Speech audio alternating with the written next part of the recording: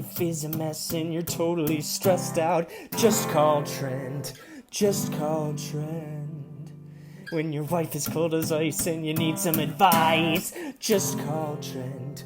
Just call Trent. He'll shoot it straight and he won't say no. He'll just give you that advice and say, well, there you go. Oh, hello, and welcome to another episode of There You Go with Trent Mabry. I, of course, am your host, Trent Mabry. It's another special episode this week. I interviewed Joe Toplyn. Joe was a writer for Late Night with David Letterman, In Living Color, The Chevy Chase Show, The Tonight Show with Jay Leno. He was the head writer there, and he went on to be the head writer of The Late Show with David Letterman as well. We talked about all that. We talked a lot about comedy writing, how to get started. It's a great talk, so here it is, my interview with Joe Toplyn. Well, thanks for doing this, Joe. Well, thank you for inviting me, Trent. We appreciate it. So where'd you grow up? I grew up in Boston, city of Boston, the West Roxbury neighborhood. Yeah. And went to school there and only really left when I got my first job out of business school. I moved to White Plains, New York, just north of New York City. And then spent decades there in the New York area. When did you realize you wanted to just like start doing something with comedy? Because you didn't start out like you weren't like a big comedy nerd when you were a kid, right? I wasn't a comedy nerd, but even as early as elementary school, I was cracking jokes in class and annoying the teacher. Mm-hmm. But I also got really good grades, so I was getting I was getting straight A's, but I'd get like a B- in conduct, which is like your behavior in the classroom. And it was because was just cracking jokes. Mm-hmm. And in fact, I had a friend, I think it was in the 5th grade, who at one point asked me, where are you coming up with your jokes? How are you coming up with your jokes? And I didn't know what he was talking about because like other kids would read joke books and then share the jokes in class. And I wasn't doing that. I was just kind of, I guess, saying stuff that people found were funny. And so he asked where I was coming up with it. And that was the first time I realized, maybe I'm just kind of able to make funny jokes and kind of improvise. So that was kind of the first inclination, the first inkling that I had that maybe I kind of had jokes as a part of what I enjoyed. Right. And then you went to Harvard, and then you joined the Lampoon. That wasn't easy. You have to get into Harvard first. Right. Yeah. So I didn't mean to downplay that. Sometimes I think people think, well, of course you had it easy. You were on the Lampoon. Yeah, but to get there, you have to get into Harvard. Right. So I had to work really hard in junior high and high school, and I got obviously adequate grades to get into Harvard, and did a lot of extracurricular activities. I get into creative writing in high school too. We had a class where we had to keep a journal. We had to write for, I forget, 15 minutes a night, whatever we wanted to write about in the journal. And in retrospect, I realized that was the most fun homework I had. Was just writing, just writing anything. And eventually, in my senior year in high school, I won the creative writing prize. So that should have been an indication that, oh, maybe I'm going to be a writer and I should really pursue this in college, which of course I didn't. I got to Harvard and I didn't major in English. The only writing I did at Harvard was when I did get on the Lampoon, which is also not easy. You have to, what was the process like of getting into the Lampoon? There were at the time there were 2 competitions a year.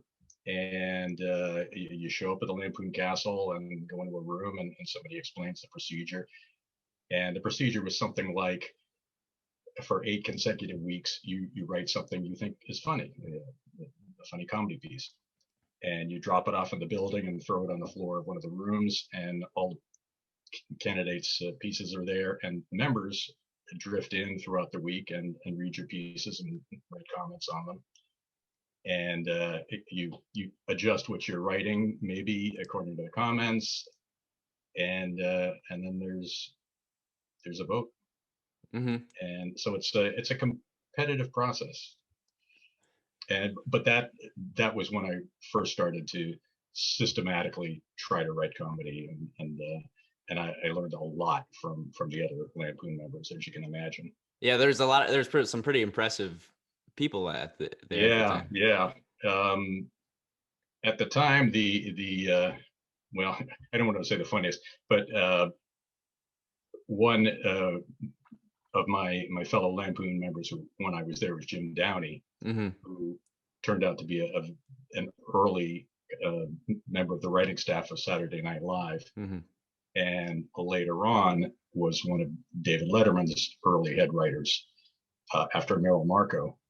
And so that he was very influential on my comedy. And as it turns out, I'm really glad I met him and stayed in touch with him, because like any job, networking is important. And, show business isn't an exception where that comes from. It's networking in any profession. You meet people, they trade tips and opportunities, and that helps too. Moving ahead. The comedy community. Yeah. What was you know it well. I'm figuring it out. What was the story with the thing with John Wayne that you did with the Lampoon? Oh yeah. Well, it's kind of a long story. The short version is we had an opportunity to challenge a legendary, iconic actor, John Wayne, to premiere his latest movie in Harvard Square. And this was towards the end of the Vietnam War, and John Wayne was a real hawk when it came to the Vietnam War. He made a movie called The Green Berets, and the idea of him premiering his movie in Harvard Square just really appealed to us on the Lampoon. And I happened to be the one to answer the phone when his representative called and suggested the idea. And so from then on, it was just a matter of figuring out what we were going to do with John Wayne when he appeared.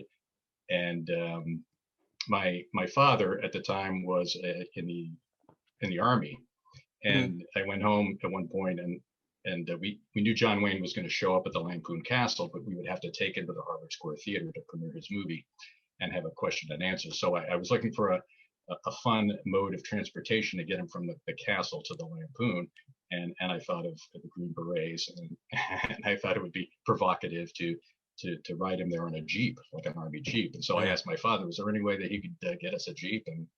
And he said, I could get you a tank.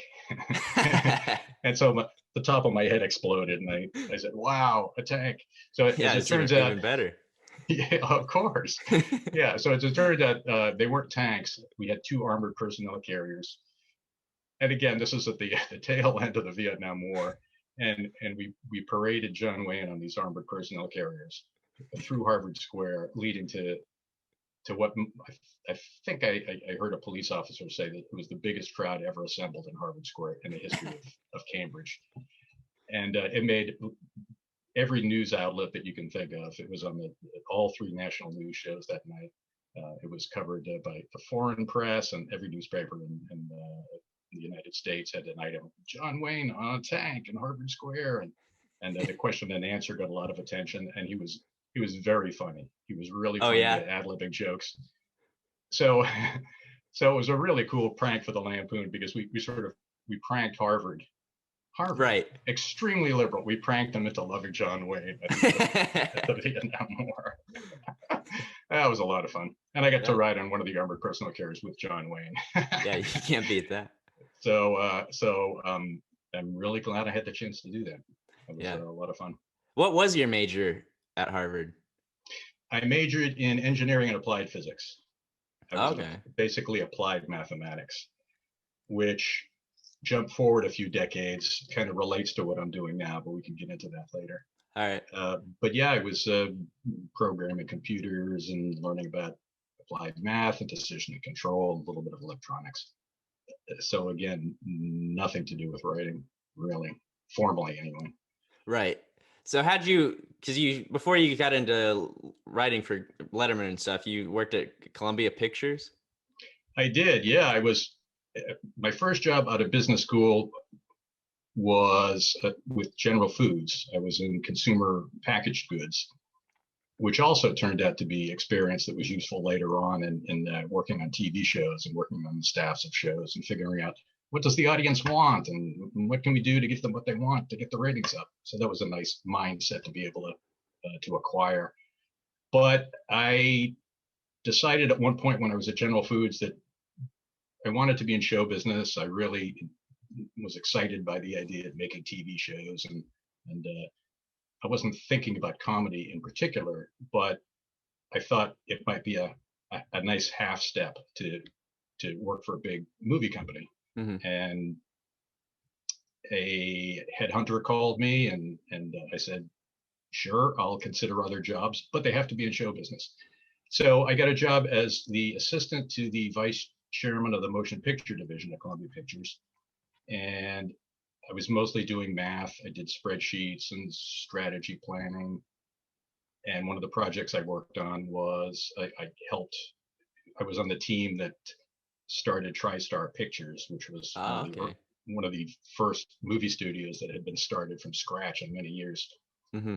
And so that was fun too, just to be a part of. You can still see the Pegasus horse occasionally on the, that's like, hey, TriStar. In fact, it almost had the name for a while. We were considering the name Nova Studios, and that was because it was 3 a.m.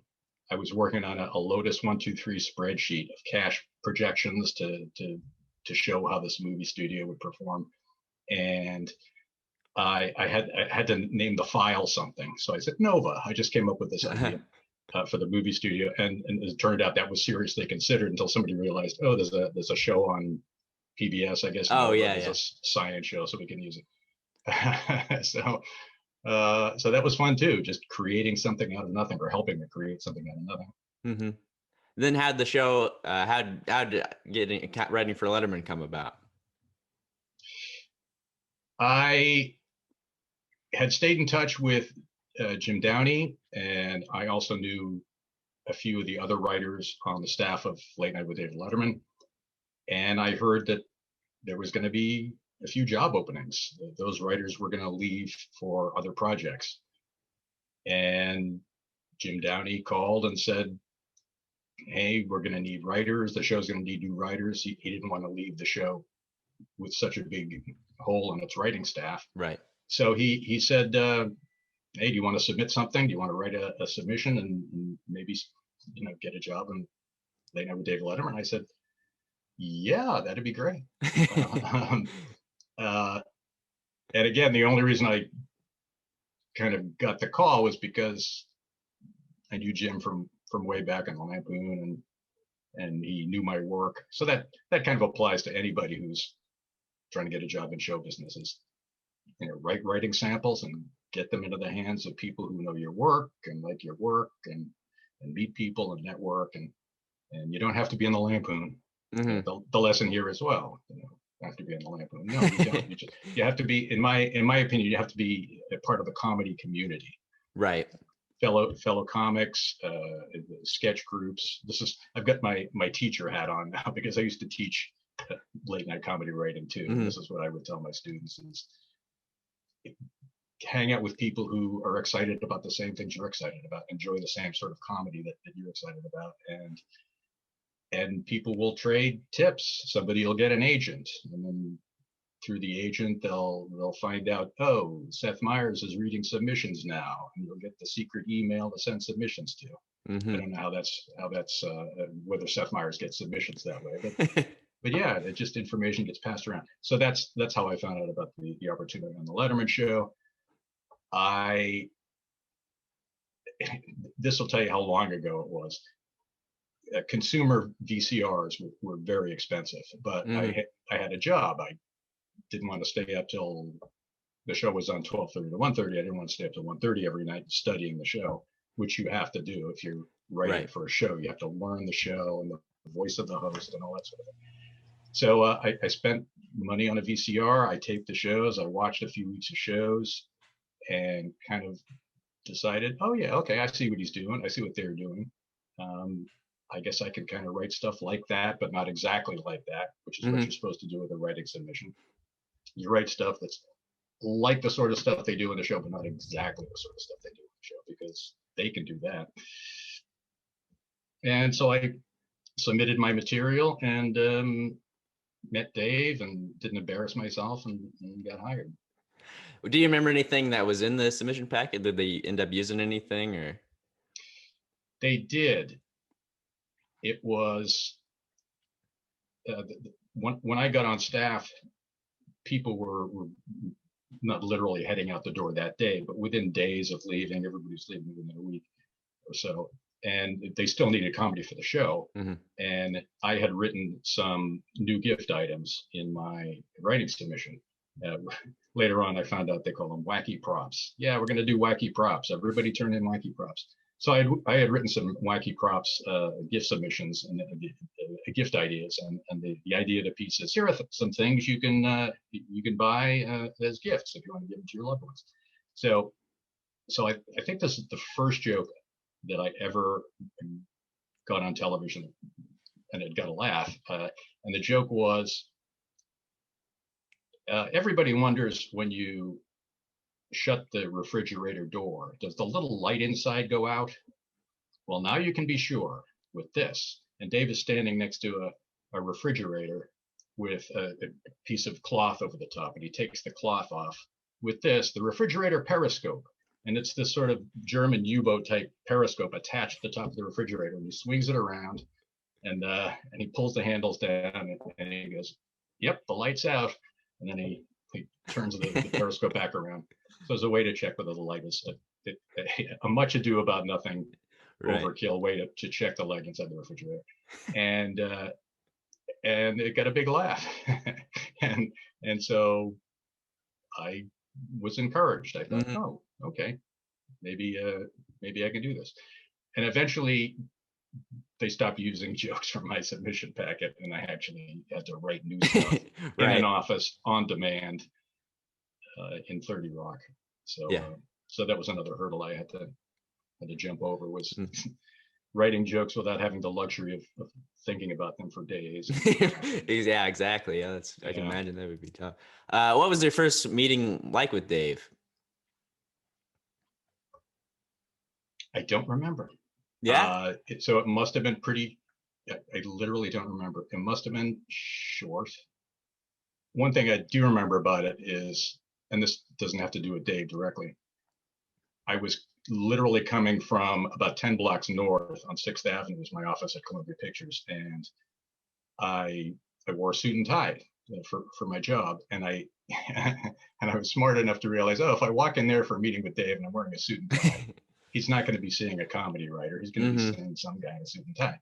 So I had a gym bag. I told people in the office I was going to go to the gym, and I found an office in the Dave's suite of offices, and I changed into blue jeans and a Lacoste shirt or something, casual wear. I dressed down for my interview with Dave, and I'm glad I did, because something happened bad in the meeting. And then I put my suit back on and went up to the office. How long had the show been on when you joined? About a year, maybe a little more than a year. So really the template of the show had been set. Merrill Marco, Jim Downey, all the other writers, they really created a lot of the types of comedy, a lot of the desk pieces, a lot of the refillable pieces, the types of videos the show was doing. They did all that. And so people like me came in, and the other writers, and the fact that we had so much great stuff to base the new stuff on really made the job easier than it could have been. Right. All we had to do was not mess it up, and then eventually, once the show got to the point where, okay, we're doing the stuff that they had been doing, then we started to try new stuff and stuff that hadn't been done before. So in the early days, was Dave more accessible, or did he still kind of keep to himself? He always sort of kept to himself, but I would say in the early days, he was more willing to try crazy things that the writers came up with. Like one idea I proposed was we would do a video out of the studio, and the idea was that Dave would go to a Hertz rental car office. He would rent a convertible.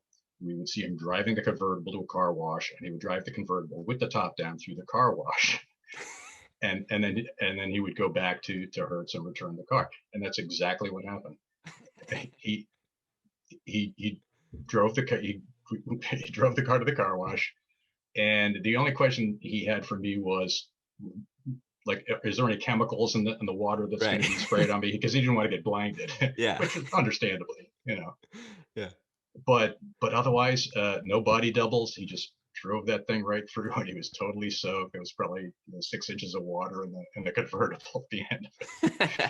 And then he had to change it to dry clothes, and it was a lot of fun. Mm-hmm. And it was that's an example of how willing Dave was to try stuff, just because the writers wanted to try it. And you almost set him on fire. I did. Actually, a couple times. Yeah.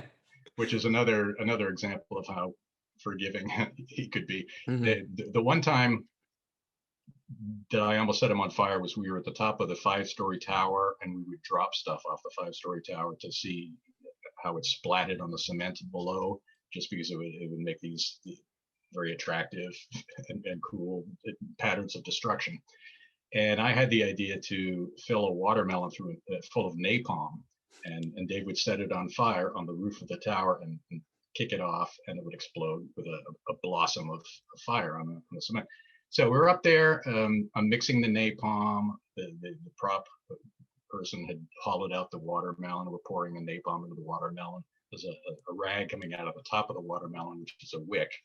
So Dave does his introduction, which was something like, "Oh, you want something good for a picnic? How about this? So a watermelon full of napalm." And he has a cigarette lighter, and he lights the wick. And I'm crouched on the roof right next to the melon. He's standing a couple of feet away from the watermelon, and the flame is creeping towards the top of the melon, and it's going to ignite the napalm inside the watermelon. And we're just literally like a foot or two away. And so I get really nervous, and I whispered, kick it off. And finally, at the very last minute, his timing, of course, he's a television professional. Timing is everything. He kicked it off just in time. It exploded in flame, and nobody was hurt. And it was very cool. And I never figured out why he was waiting. Right. Very dangerous. But and the second time, not to dwell on these fiery near accidents for too long, but we were outside on the street. We were doing a tape where Dave was going somewhere, but on the way he is accidentally handed the Olympic torch. At this point, the Olympic torch is being carried around the country, and the joke was somebody's running along with the torch and hands it to Dave, thinking he's the next person to get the torch, and Dave would just throw it aside and continue on his way to the other task that we had assigned him. So the torch kept going out. It was a gas powered torch, and Dave didn't want to spend a lot of time on the sidewalk shooting this, and I didn't either. So I said, all right, just tape the safety, the dead man switch closed, so that the gas will stay on, and the switch won't keep activating and turning the gas off. So that's what they did. The Olympic runner hands the flaming torch to Dave. He looks at it just as planned, tosses it into the gutter, right under a Lincoln Town car, which is parked at the curb, right under the gas tank. And later on, I looked up, where is the gas tank in a Lincoln Town car? And sure enough, it's in the back, right over the torch, which is still burning because I had asked the prop person to tape the dead man switch closed. So fortunately, Dave's security person was there and had the presence of mind to run over to the driver's side and start banging on the window. And there was a driver in the Lincoln Town car, and the Lincoln Town car drove off the torch. We weren't right next to a car bomb covered all of us in flaming gasoline. Adventures in Late Night. Yeah. Yeah, that's a fun job. Yeah. Well, to make you look better, not you didn't kill your boss, but you saved his life when you did the Alka Seltzer suit. The which suit? Sorry, The the Alka-Seltzer suit. Yeah. Oh, the suit of Alka-Seltzer. Yeah. Yeah. Oh boy, another near-death experience. The idea was Dave was doing suits like suit of Velcro and suit of magnets, and somebody had the idea, how about a suit covered with Alka-Seltzer tablets? And the prop person had, or the scenic designer had constructed a plexiglass, a model of a plexiglass tank into which we would dip Dave, covered with the suit covered with Alka-Seltzer tablets. And she comes up to the writer's office to see if people are there that she could get their opinion on the plexiglass tank. And I looked at it, and I'm trying to remember the science that I took in school and what I knew about Alka-Seltzer. And I said, I think that the between the water and the top of the tank is going to fill with carbon dioxide. I think Alka-Seltzer produces carbon dioxide. And she said, oh, that's kind of interesting. And I never actually connected the dots and said, so anybody in there who has no breathing apparatus will be breathing carbon dioxide and will suffocate. Uh-huh. So sure enough, flash forward to rehearsal, and our fantastic head writer, Steve O'Donnell, happened to be the same build as Dave, so he was going to try out the suit of Alka-Seltzer. So he's on cables, and the cables hoist him over the tank of water. They lower him in. The Alka-Seltzer tablets start furiously bubbling, and poor Steve is just gasping for air. His head is just above water, but the top of the tank is about a foot over his head. And somebody starts yelling, pull him out, pull him out. And I spoke to him later, and he said, yeah, all he can remember is it was a nurse. There happened to be a nurse on call in the studio, and she was hovering over him, and I don't think he actually passed out, but yeah, he could have suffocated as a human sacrifice to our stupid comedy. Right. Comedy. And then when Dave did it, he did wear a small scuba tank, so he was in no danger. So Steve, I think, is the one who saved his life. Right. Yeah. Was Chris? I could have, but I didn't. I had to let Steve do it. Was Chris Elliott around when you were there? Oh yeah, Chris came up with I believe he came up with the ideas for two of the most memorable Emmy-winning shows that we did, the Christmas show and Summertime Sunshine Special, I think it was called. I think those both won Emmys. So yeah, he was doing a lot of innovative comedy that really helped the show get recognized critically, and the sort of comedy pieces that are an example of the way the new writers try different stuff and build on what the previous writers have done. Yeah, he's one of my favorite just people. Yeah. So when did you decide to leave Letterman? I was there for about 6 years, and it turns out that there were a few other writers who were kind of feeling, oh, let's try Hollywood, because none of us were talking to each other. But within the space of about 3 or 4 months, I would say at least 4 people had decided to make the move to LA, and it was working for Dave was fantastic. It was a lot of fun. I learned a lot, but I just wanted to try writing sitcoms and 1 hours and movies and late night with David Letterman, and the late night genre it's fun, it's rewarding, it's great if you want to write jokes and what I call short form comedy, but there's other stuff you have to learn to write sitcoms and 1 hour. You have to learn how to write a story that engages people and grabs them, and how to create characters. And you can't really do that on late night unless you are writing scripts on spec and taking classes. The skills aren't directly transferable. I still had to convince people in LA that I knew how to write a sitcom because I'd never written a sitcom. So Right. I wrote a spec sitcom. I wrote a spec episode of Cheers, which I really liked. It's a great show. So the reason I left is basically I just wanted to try other kinds of writing and try the whole LA show business, mainstream primetime comedy thing, drama. And then you ended up, what was the first job you got when you went to LA was in Living Color? In Living Color, yeah. So I was writing sketches for people who weren't Dave. So that was a lot of fun too. That a great show. It got a lot of attention. And yeah, they certainly did stuff on that show that Dave wouldn't have done. Just stuff. And, yeah, as you can imagine. Yeah.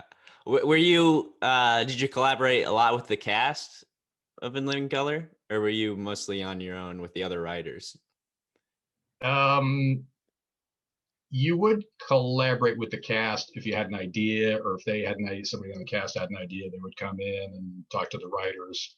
It was mostly the writers coming up with sketches and pitching them to Keenan, and then decide which ones that he wanted to do. But yeah, at least once or twice Jim Carrey would come in and sit down and say, "Hey, I have this idea," and I'd say, "Oh, that's really funny. Let's work that up." And so that was fun too. Was Paul Mooney around when you were writing there? Not when I was writing there, no. Okay, because I heard this story. I wanted to see if it was true, where Keenan put him like under like a shitty office because he realized that he was only funny when he was angry. I had heard that story. That is funny. It's possible, yeah. Whatever works. Right, yeah. Whatever you need to do. That's masterful. Yeah. Yeah. So then you write on Living Color. Then you do a couple sitcoms, Hanging with Mr. Cooper, right? Yep, Hanging with Mr. Cooper. A sitcom called Scorch, which is about a rubber dragon. Actually, a real dragon that a guy has to pretend is a fake dragon, and he's a ventriloquist. Okay. That was the premise.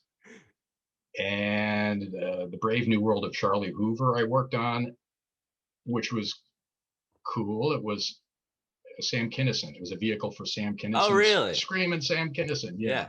And he was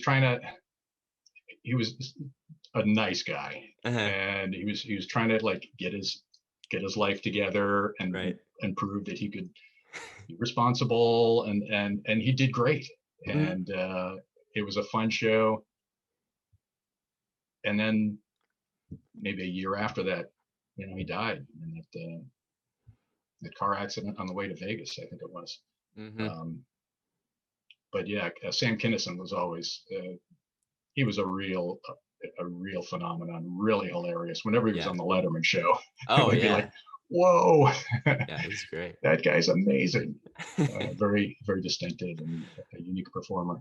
So that was fun to work with him. I bet. Also Tim Matheson too. Oh, I had a great cast. Tim Matheson from Animal House. He played I forget his character, but another nice guy too. Yeah. How'd you get the head writing job for the Chevy Chase Show? I think that was as I remember, my agent said they're looking for a head writer, and I just went and talked to Chevy and kind of had the urge to get back into late night because I had learned so much on Late Night with David Letterman, and I thought, okay, this would be kind of cool, starting a new late night show from scratch. I wonder how that would work, and be a chance to kind of be a head writer, which I had never been before. And so we hired a staff and wrote some comedy, and the rest is history. For TV, students of television may remember that the Chevy Chase Show lasted, I think, about 5 weeks, and sadly, it has made a number of worst shows ever on television lists. Yeah, which was I can see why people would say that, but behind the scenes, it was a fairly pleasant experience. Actually, we had a good writing staff. We did good comedy. Um, Chevy was a very nice guy, and the show just didn't work. Why do you think it didn't work? I think it was mostly because a lot of a late night talk show is talking to guests, and that's a skill that even the hosts who turn out to be really good at it Right. have to learn how to do, how to listen to the guests, how to pretend you're interested when you're not interested Right. at all. And I just don't think Chevy was interested in that part of doing that show. I think he would have been more comfortable doing Saturday Night Live 5 nights a week, which you physically can't do. That would be, well, let's see, SNL does maybe an hour of, let's see, how much comedy they do? An hour of comedy, and that Depends when who you you subtract ask. the commercials and yeah, exactly. Depends on what you define as comedy. But you can't hire a writing staff and a prop department. You can't physically execute that much comedy, and so you're left with talking to guests, and I don't think he was that into it. Yeah, I'm a big Chevy Chase fan, and some of the sketches that they did, like the Wax Museum You sketch. saw that? Yeah, Oh, that's some of that was that. very funny. I've never seen like an actual. A lot of it's hard to find, but Yeah, but that one is on YouTube, and that was a very successful piece. And if we had been able to kind of do pieces like that consistently and more of them, it might have made a difference. Maybe not, but that was a lot of fun. We went to the idea was Chevy is standing. It's a tape piece. He's standing outside the Hollywood Wax Museum. He says, a lot of people think that because I'm a celebrity, I don't have to have a second job. Well, that's just not true. I work here. And he goes inside, goes upstairs, puts on wax dummy makeup. And then you cut to he's sitting in a wax tableau of other talk show hosts in the Hollywood Wax Museum. And so it's a hidden camera thing where people walk by and Chevy comes to life and startles them. And I'm off camera. They had to clear out the Madame Tussauds torture exhibit to make room for our cameras and monitors and for the monitors and the crew. And we had an hour and a half because Chevy had to go somewhere else, and we luckily got enough great reactions that it edited together great. And we added a gag at the end where, in the beginning, Chevy goes up to the MASH, the TV show MASH. There was a tableau of Hot Lips Houlihan and Father Mulcahy and Hawkeye, and Chevy makes a joke about Hot Lips. And then at the end, he goes back, like the meal whistle blows in the museum. So he says, "All right, time to have lunch." He goes back to the MASH exhibit and goes up to Father Mulcahy, who comes to life. yeah. And he says, "All right, let's go, have lunch." "Oh, sure, Chevy." And they walk out together. And the idea is everybody in the museum is real. And we had to fly. What was his name? Oh, I'm sorry, great actor. We had to fly him in from retirement, and he just did a great favor, and it was a great piece. Yeah. So what are you gonna do? Right. Yeah, so you do what you can. Yeah, but then that show ends, and then you go on to be the head writer or co-head writer of the Tonight Show with Jay Leno. That's right. Co-head writer of the Tonight Show with Jay Leno. It was very exciting because Jay was always one of the best guests on Late Night with David Letterman. Right. Always very funny, hard worker, really, really funny. And he's hosting the Tonight Show, and I would get to be his co-head writer. And I thought, all right, Chevy Chase Show didn't work out. I'm in late night. I'm having fun and being back in late night. Let me see what I can do over at the Tonight Show with Jay Leno. Yeah.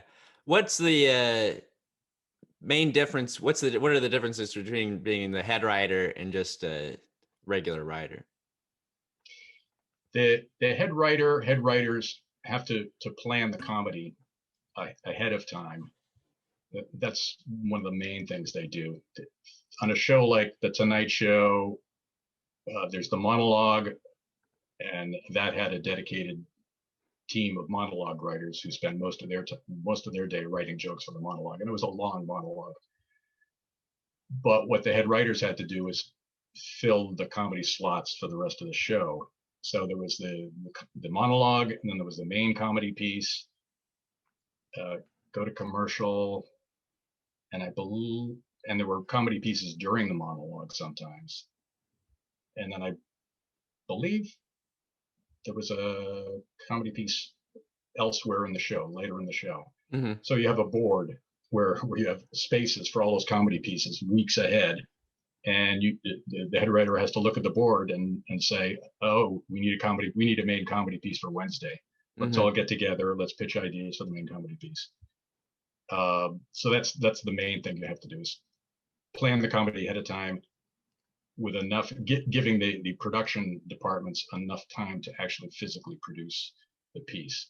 If you're doing a new gift items piece, a wacky props piece, you would need about 2 weeks for the prop department to build the jokes that you had written. You give them the script, you say, we need 10 props. You could probably expect them in about 2 weeks. So that's a piece 2 weeks from now you don't have to worry about, because those prop pieces usually work great. Another thing the head writers do is they do a first pass at whittling down the jokes. Like if the staff is writing, including the monologue writers, they would contribute jokes to pieces like that too. If the writing staff turns in a lot of jokes for the new gift items piece for 2 weeks from now, the head writer, it's good for him or her to go down and down the list of all the jokes and pick the ones that he or she thinks will work the best. And that way the host doesn't have to look at the stuff that isn't quite as strong. So the head writer will go in, pitch to the host the ideas that he or she thinks will work. And if you get enough, allowing for some pieces, some items or jokes to fall out during rehearsal, then you put the piece into production. And let's see, what else does a head writer do?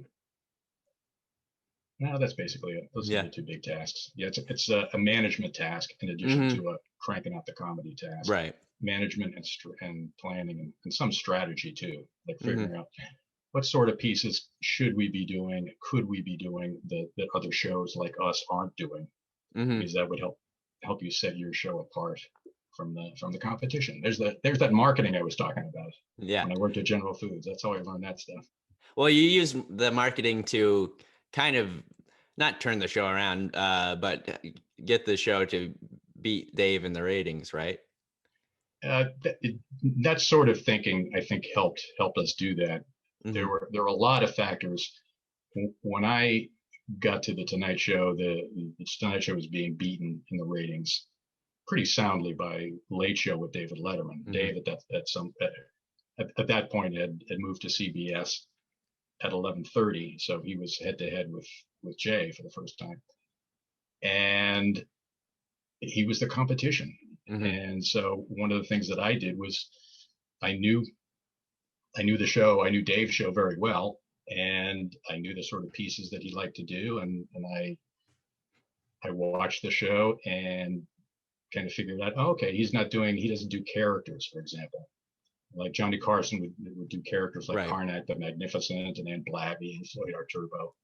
And so I had that in the back of my mind when we had the idea for Mr. Brain, which is a character that I created based on something that Jay did in rehearsal. Mr. Brain was a video effect that we would put on Jay that would make his head look enormous, his brain look really enormous. His hair would be floppy, and he would do this character of being like somebody from outer space who's really smart and insulting and abrasive, and you puny humans, you're all idiots. And so it was a joke delivery vehicle where Mr. Brain would get a question and he would have a funny answer in the character of this imperious, bossy, obnoxious, brilliant person. So that character piece worked, and that was an example of, oh, here's something we can give our audience that they're not getting on the other late night shows, in particular Dave's show, that will set us apart from from Dave, and also that is really funny. That the audience loved it. It was a piece that we wanted to do more of, but we didn't want to burn it out, so we developed other characters that we could alternate Mr. Brain. So there was that, and it was basically a matter of just coming up with pieces that Jay could do, that he liked to do, that he was good at doing, that Dave wasn't doing, that would also show off LA. That was another thing we tried to do, is do a lot of out of the studio take pieces, remotes. At that point, Dave wasn't doing as many remote pieces where he'd go outside of the studio as much. And so we thought, well, okay, Jay likes to do that. In fact, he wants to do it. Every week he wanted to do a remote piece. And so let's do those pieces. Let's keep doing those pieces, and let's show off LA. Let's show people Disneyland. And so we would shoot pieces at Disneyland and the Hollywood Walk of Fame and the Hollywood sign, and just as a way of opening up the show visually, and again, kind of highlighting, oh, you're going to get something different if you watch Tonight Show with Jay Leno. Because the history kind of gets reduced down to, you had Hugh Grant on, and then from then on out was smooth sailing, but it was a lot more complicated. Yeah, it was a lot more complicated.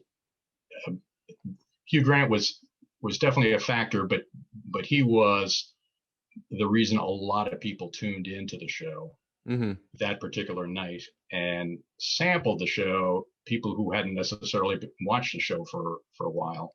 And we made sure that we showed off a lot of our strong comedy pieces that night and for the week after Hugh Grant was on, and the enormous audience that tuned in for Hugh Grant, who, for people who don't know the story, Hugh Grant had been arrested with a prostitute on Hollywood Boulevard, I think. And to his credit, he was booked to appear on the Tonight Show and did not cancel. Yeah. And it was his first appearance in the media, I think, since his arrest. And we expected a lot of people to tune in, and sure enough, that's what happened. So what they saw was a totally revamped Tonight Show. Jay he was in a new studio to put him closer to the audience. He had a much longer monologue that he had been doing. Gradually, he had ramped up the number of jokes in the monologue. We were doing the new comedy pieces, and so it was a combination of factors. Plus the lead-ins. There was a show, ER, medical show, huge hit for NBC. Right. And we got a big boost from the ratings of ER, because some of that, the people watching in prime time at 10 o'clock tend to be more likely to stick with whatever late night show is on the same network. So we had that benefit too. So it was a lot of factors, but you're right. People do seem to say, well, Hugh Grant, as if like, well, if Hugh Grant hadn't been on, right, yeah, Tonight Show never would have gone up in the ratings. But the ratings were increasing steadily even before Hugh Grant was on the show. What were the main differences between working for Letterman and working for Leno?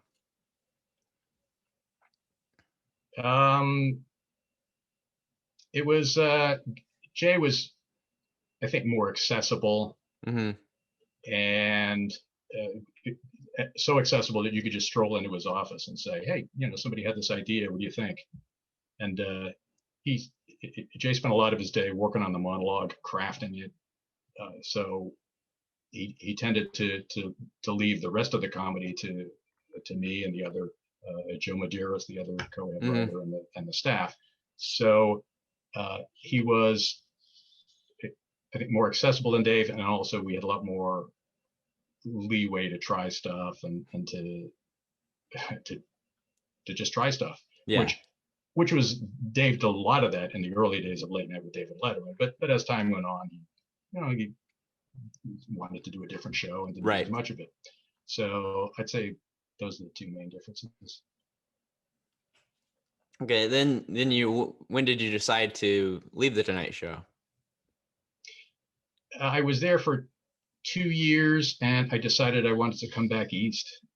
My family was in the Boston area, and I was never really that comfortable in California. Yeah. I spent my whole life on the East Coast, and I always felt like California. I had a great time, and I did all the California things, and Palm Springs and Disneyland and all the tourist attractions. And I just felt like I wanted to come back east, and Dave said, sure. Then you became the Welcome back. head writer of Yes, head writer Late Show. on The Late Show, where I stayed for another 6 years. And what was the, obviously it was different. You mentioned Dave was not doing like field pieces and stuff. Was that the main difference between the early show and the show the Late Show when you joined? That was one of the differences. It was Dave started to move away from produced pieces more. I love pieces like new gift items and wacky props, and we were doing less of those. And it was also it was tense because the Late Show was like kicking butt in the ratings for the first year or so, and then the Tonight Show started to get better, and the ratings started to go up, and then I came back to the Late Show, and the Tonight Show was still beating the Late Show. I think the Tonight Show beat the Late Show in the ratings for the next 18 years. Yeah, I think so. Yeah. So the atmosphere was a little tenser. It was a little less freewheeling than it was at 12:30 at NBC, when you're kind of the only game in town at 12:30, and you could do whatever you want. Yeah. And then you go on to write for Monk, and then you become a producer on Monk. Yeah, that was a terrific show. And way back when, while I was still working at General Foods, and I wanted to get into show business, I was writing a spec episode of an old light murder mystery called Heart to Heart. And just fast forward a couple of decades, and that's what I'm working on, is a light mystery show. Right. So my first spec was not spec comedy, it was a spec light mystery show. And so I'm thrilled that I got a chance to do that. Yeah. And I spent my time coming up with creative ways to kill people, which is not that different from comedy. I think the common element in writing comedy and writing mystery is you're creating puzzles. In the case of a joke, you're creating a joke that ends in a little puzzle, and people have to figure out, well, why did he say that? Oh, I get it. It makes sense because that ties together the first part of the joke, and that's what that's about. It's the same thing for a mystery.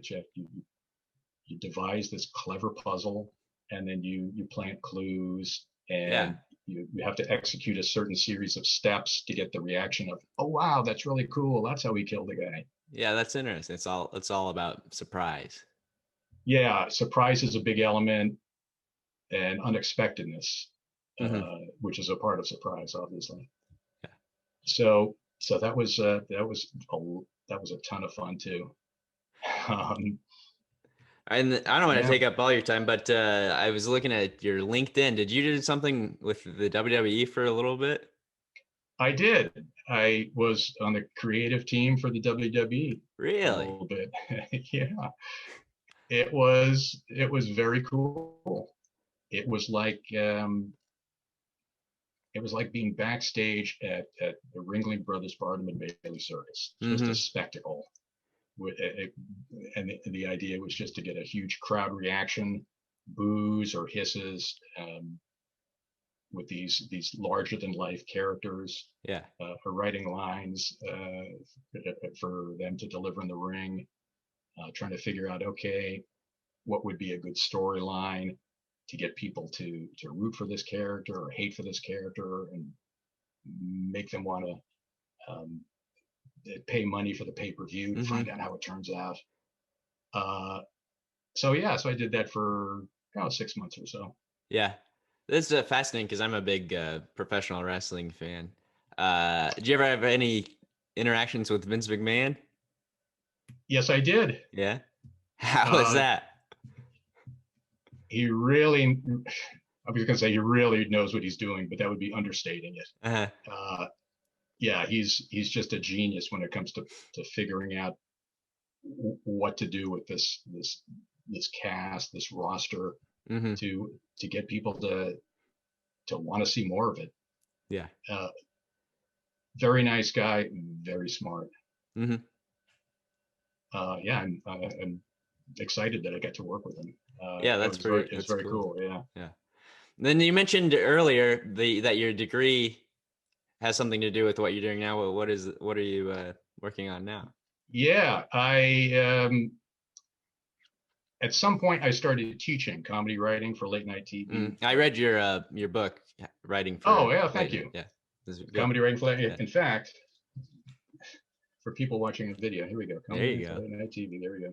So, so I was teaching comedy writing for late night TV at the People's Improv Theater in Manhattan, and I thought after I had taught it a couple dozen times, I thought I would write up the material in a book.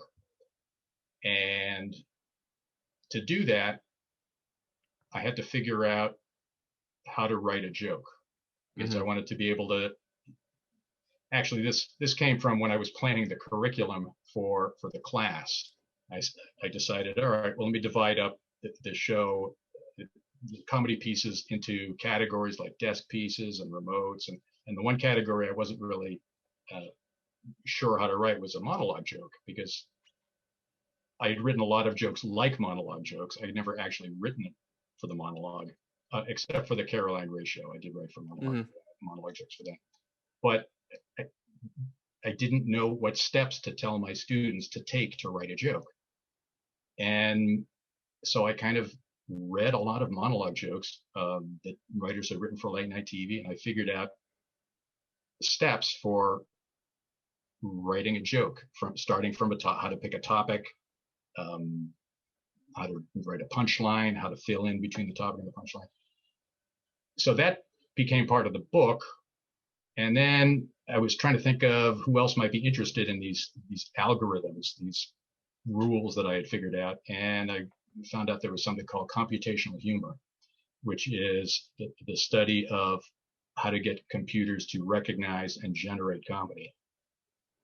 So what I'm doing now is I have some software which takes the algorithms in the book and I put them in a computer code, and I have software that will ad lib jokes like in a conversation. Okay. So if you have a conversational AI, as they call it, if you have a social robot like a Siri or an Alexa, or like a computer buddy, it's a way to give the computer buddy a sense of humor. So I've patented the software. I'm going to deliver a research paper on it at a conference in a few months. And it really all comes from what I learned on the Letterman show and from all the other writers that I've ever worked with, and from figuring out how to write a joke. And I'm going to hopefully take comedy into the machine age. And at some point, if you have a little robot buddy, and your robot buddy can crack a joke occasionally, the buddy will be a friendlier little computer buddy, and maybe you'll be a little less lonely if you have your little robot buddy. Yeah. So that's what I'm doing. Is I'm working on. It's called WitScript. It's software that gives an artificial intelligence a sense of humor, which is a lot of people have been trying to figure out how to do that. So I'm pretty excited about it. Yeah. Well, do you have a process to write jokes? Do you have how do you write a joke? Yeah, that's interesting. I don't have like when I was reading your book, you break down how to write a monologue joke, and I realized that I was doing most of those things, like making like the list of topics, associations, and stuff like that. I wasn't doing that. Like I wasn't self-aware enough to realize that I was doing that. That's just what came naturally to me. So a lot of what I read, because a lot of people say, yeah, you can't teach somebody how to be funny, which I agree with, that you can't teach somebody how to be funny, but you can teach them like the mechanics of how to write a joke and stuff like that. So it was interesting because to see like the breaking it down into how you do it is basically how I was doing it. I just wasn't aware of that's what I was doing. Oh, that's really interesting, because when I was preparing the class and trying to teach people how to write monologue jokes, I did some research. I read some books on how to write comedy, and here are the keys to comedy, and all the books. If you type comedy writing to Amazon, these are the books that come up, and I read them, and because I was trying to figure out, what do I teach these students, and even though you say that's the process that you use, the process that I eventually figured out is the one that you use, basically. Why in the hundreds of years people have been trying to figure out what makes people laugh? Why didn't anybody write that down? Yeah. It just, and I don't know whether it's because like you said, you weren't self-aware enough, or maybe you had no incentive to write it down, but is some of it, comedians, comics, they know these techniques, but if they reveal them, it'll be like the magician revealing the trick. It might be. That's interesting. Yeah. It's a question. You're the first comic who I've ever asked this question to. Yeah. Well. Yeah. See, I'm at the point where I don't care. I'll throw the curtains back and show the people the Wizard of Oz behind the curtain. I don't care. Yeah. It's like, here's how it's done. Well, I wish I had a better answer for you. No, that's a great answer. So it could be that people who write jokes don't realize exactly what they're doing. Yeah. Enough to know that there's a system, there's a series of steps that you take when you're writing a joke, and part of it could be, I'm not going to tell people that this is what I'm doing, because otherwise it seems very mechanical and less magical. That's could be part of it too. It is like sort of like math a little bit. Can I give you for your listeners? Can I give you an example of a joke people might want to know what these algorithms are? Sure. Yeah. And I have an example here. All right. This is a joke from Late Night with Seth Meyers.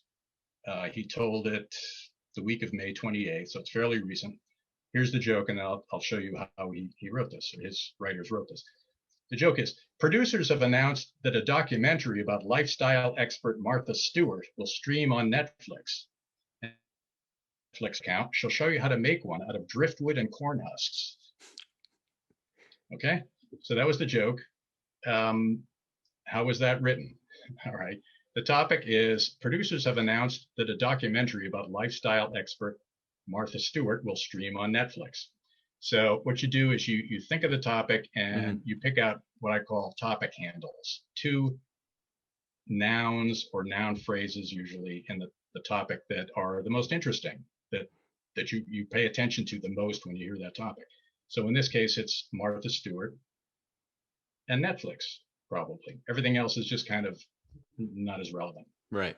So then what you do is you do what you said you do, is you brainstorm things that you think of when you think of Martha Stewart. You brainstorm things that you think of when you think of Netflix. I call those associations.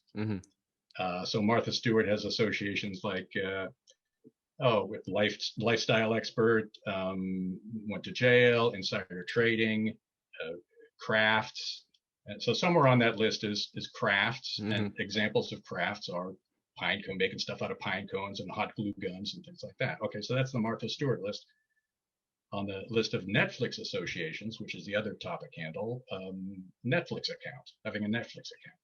So to create the punchline, and if you don't have a Netflix account, she'll show you how to make one out of driftwood and corn husks. You just take an association from one list and you link it in using the punchline to an association in the other list. Right. So the writer linked Netflix account with crafts. So it's a crafty version of the Netflix account. And the writer also used, see, this is how mechanical it is. Why? Yeah. It really makes it strips the magic out of the yeah. completely. The joke also uses what I call joke maximizer number 9.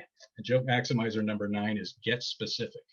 So the punchline isn't just, and if you don't have a Netflix account, she'll show you how to make one out of things laying around the house. Right. Or it's specifically driftwood and corn husks. Okay, so that makes it a little bit funnier.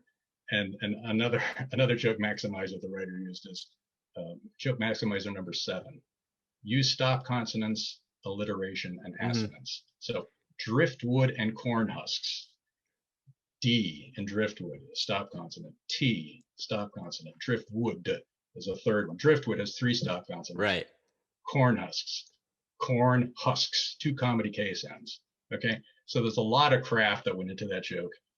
Craft that anybody can learn and anybody can use when you're writing a joke or when in any kind of writing. So when you present it like this, you can, I think you can see, oh, okay, maybe a computer could do that. And that's right.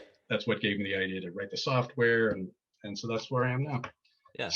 So I know you knew all this stuff, but for your listeners who may be curious about what I mean by algorithms, that's the sort of thing right. I'm talking about. Well, thanks for doing this, man. We'll wrap up on this question. What's something you know now that you wish you had known when you were first starting out?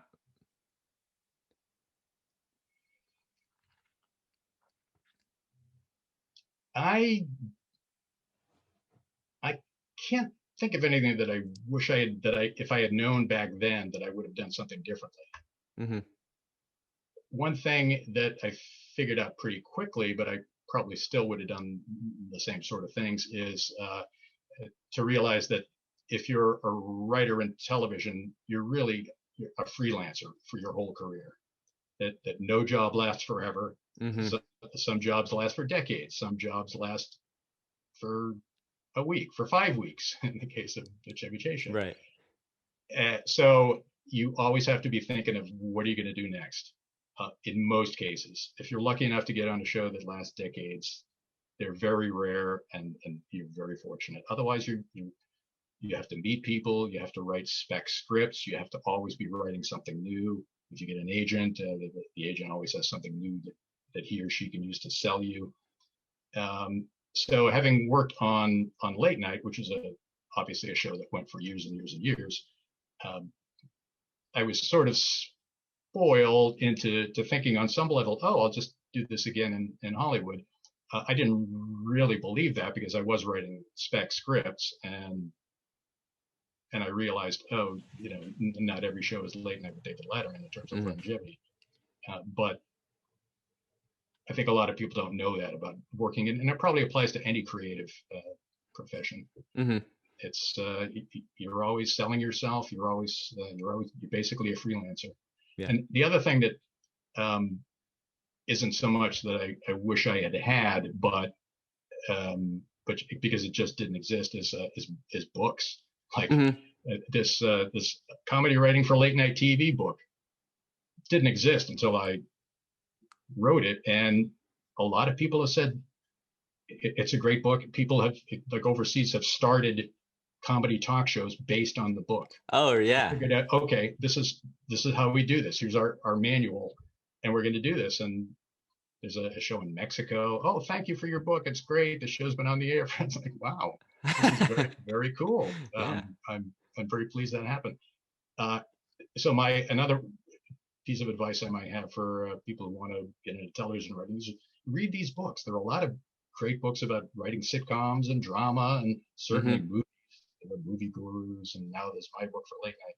So for $100, you can buy half a dozen books and read them, and just learn from experts. A lot of the stuff that when I was starting out, you had to kind of figure out yourself, or get a mentor and get taught by that person. So just do your homework, and it's so much more available now, especially with the internet. Absolutely. Yeah. Thanks so much for doing this, Joe. I really appreciate it. Thank you. It was fun. Yeah. Good to talk to you. You too. Hey baby, I hear the blues are calling. Tossed salads and scrambled eggs. Mercy. And maybe I seem a bit confused. Yeah, maybe. But I got you pegged. But I don't know what to do with those tossed salads and scrambled eggs. They're calling again. Scrambled eggs all over my face. What is a boy to do? Mabry has left the building.